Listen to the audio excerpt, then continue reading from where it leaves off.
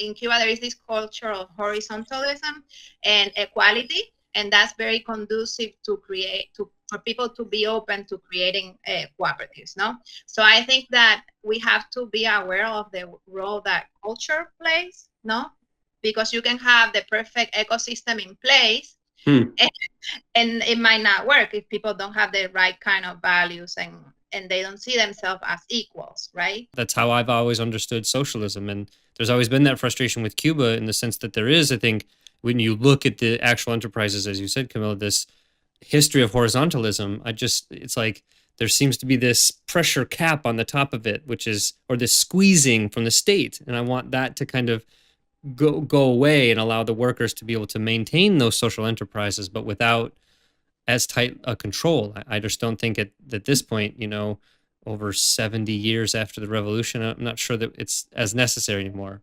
But, I'm not a Cuba expert, but it seems like there can be more opening up, and it doesn't have to be private sector, which is what, the Ted Cruzes of the world might want. But I don't want that, right? I want to see a new kind of socialism in Cuba. And I think Cuba's always served as a great example for resistance against empire and a lot of other things. I think it could be a great example of a real, genuine 21st century socialism, with instead of the state being the real center of focus, it's worker cooperatives.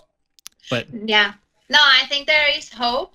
Bueno, as I mentioned, it's a human undertaking, and there are always it's not a totally linear progress. This is fascinating. Like you said, we could have a whole season on just like talking about cooperatives in Cuba, and just because it's this great example of, like, I don't know, the ability to do this kind of work, because you have this avowedly socialist perspective, and it's like, all right, can we learn the lessons that I think that you can learn coming out of the 20th century and still maintain that socialist perspective. But you kept on mentioning the issue of culture and the formation of that culture that's key for cooperatives to succeed in Cuba. And I think that's a really important point.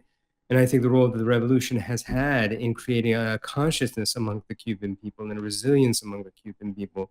We talked before, like the fall of the Soviet Union, you thought Cuba was going to go. Fidel, Cuba was going to go. But still, there's that resilience. And I think it lends itself to that cooperative culture and that mutualism. And so, hopefully, as these experimentations grow and they try to grow the cooperative, economy, I hope that culture continues to bolster that and grow along with it. So I think that's an important part that I'd like to underscore as well. Yeah. Definitely. And that's why one of the main reasons I am a defender of cooperatives is because we know there is no social transformation, the type of social transformations we want to see, without the values of solidarity, equality, no?